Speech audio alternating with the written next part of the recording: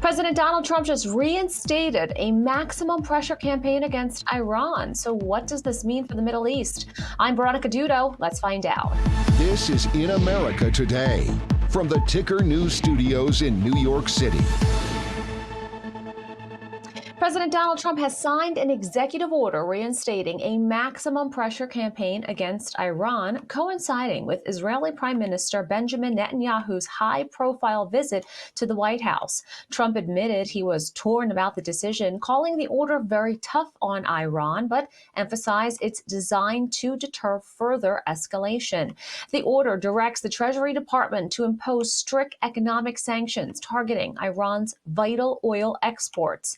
This renewed approach comes as bipartisan lawmakers push for even stronger measures, with growing calls to keep all options on the table regarding Iran's nuclear ambitions. For more, I'm joined by Josh Hasten, a Middle East correspondent for JNS and the co-host of the JNS podcast, Jerusalem Minute. Welcome to the show, Josh. Thanks for having me. So first, let's begin with what happened in the White House today. What do you think prompted President Trump to reinstate the maximum pressure campaign against Iran at this time?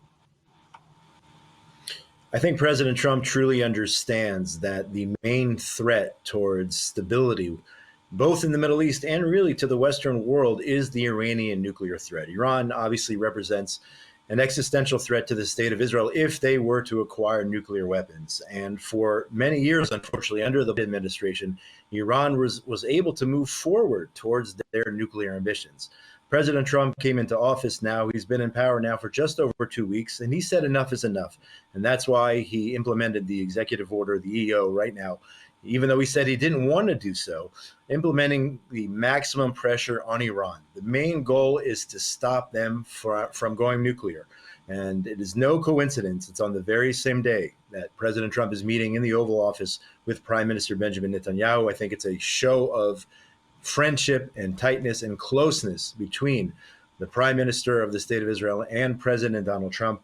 I think the two leaders are walking step in step in order to prevent Iran from going nuclear. That is the main message from what President Trump did today, even though, as he said, it was sort of a last resort gesture. But this is the Middle East, and strength wins out. And it's a very, very strong show of solidarity with Israel and a show of strength against Iran for taking such action. How significant is the timing of this executive order given Prime Minister Netanyahu's visit to the White House? Again, it's really a show of solidarity, a show of friendship. The Prime Minister, Netanyahu, for years has said under the Biden administration that if he does not get the support Israel needs in order to confront Iran, he said it many times, Israel will go at it alone. And I no longer think that's the case. I don't think Prime Minister Netanyahu believes, with President Trump in the office, in the Oval Office, that Israel is going to have to go at it alone. I think he knows that he has a true friend in the White House. And I don't know the extent if Israel decides it will, in fact, attack Iran, whether it's in terms of the military capabilities provided by the United States. Will the U.S. actually provide troops or jets in terms of taking out the weapons facilities in Iran? That I don't know. But certainly we have the support and backing of the Trump administration for Israel to do what is necessary. So I think that is the message and significance of the fact that Netanyahu is meeting with President Trump today, and the fact that the executive order was signed just, I believe, several hours before that meeting, which took place this afternoon. Let's look at the ceasefire and also the hostage deals that we have been seeing them slowly trickling out weekend by weekend. Where do things stand with those two issues, and what do we think that the Prime Minister could potentially chat with President Trump about? Yeah, so just to explain where we are right now, Israel is still in phase one of the ceasefire. And during this phase, Israel is to receive 33 hostages, hopefully mostly alive. Unfortunately, we believe that some of them are not alive or murdered by Hamas. 33 in exchange for over 1,900 terrorists, Arab terrorists, released back into not only Gaza, but into Judea, Samaria, and into Jerusalem, freed from Israeli prisons. So that is phase one of the deal. And right now, in the midst of phase one, the negotiations in terms of phase two have already begun. Prime Minister Netanyahu meeting with Special Envoy Steve Witkoff already yesterday in Washington to discuss the implementation of phase two. In addition, Israeli envoys headed towards Qatar supposed to be headed to Qatar in the next days, this weekend in particular, to discuss the next phase of the deal. The next phase actually would be an end to the war, basically, return of the remaining 70 plus hostages, hopefully most of them again alive, and those who were murdered by Hamas a return, and an Israeli. So right now you have Prime Minister Netanyahu speaking to President Trump, hammering out the details in terms of phase two of the negotiation, phase two of the deal.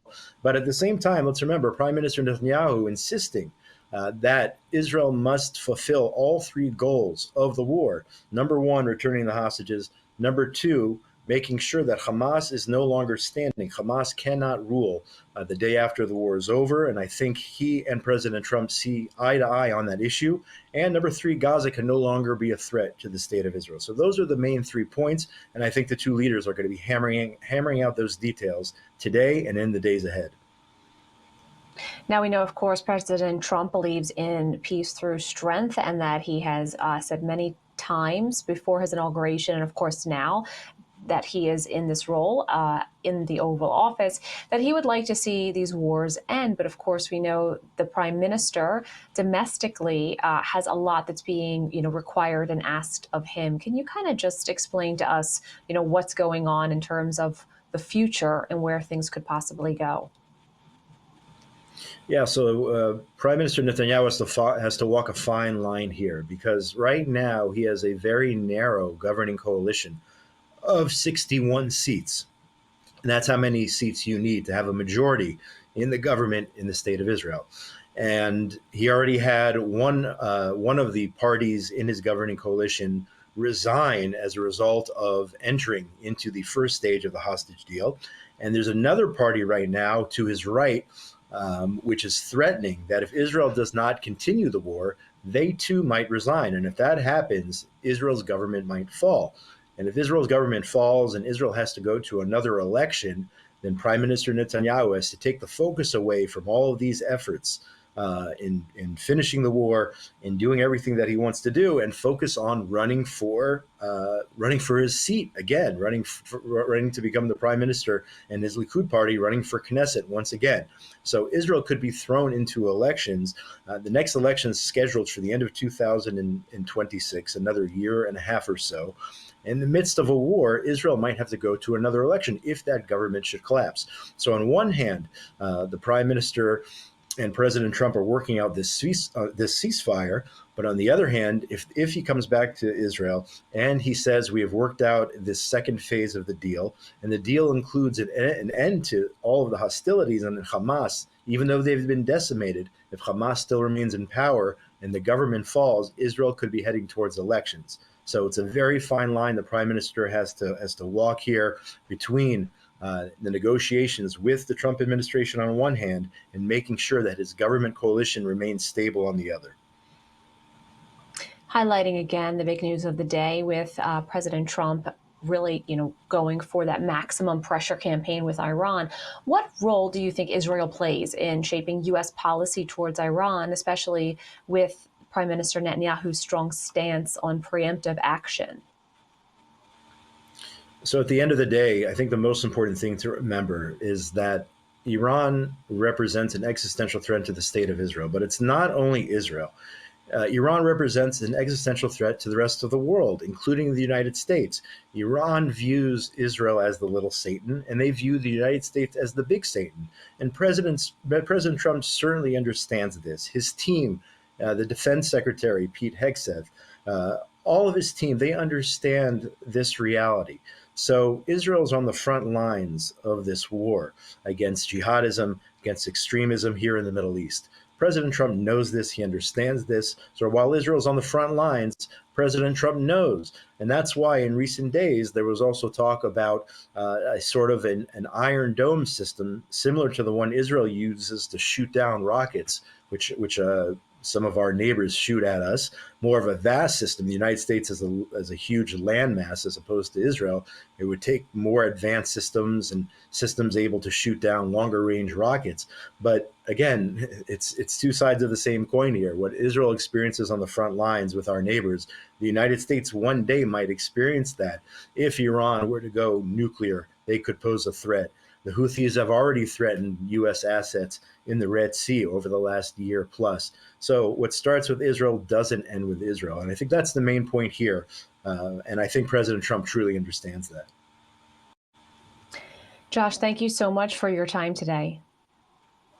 My pleasure. Thank you so much. This is Ticker. We'll be right back.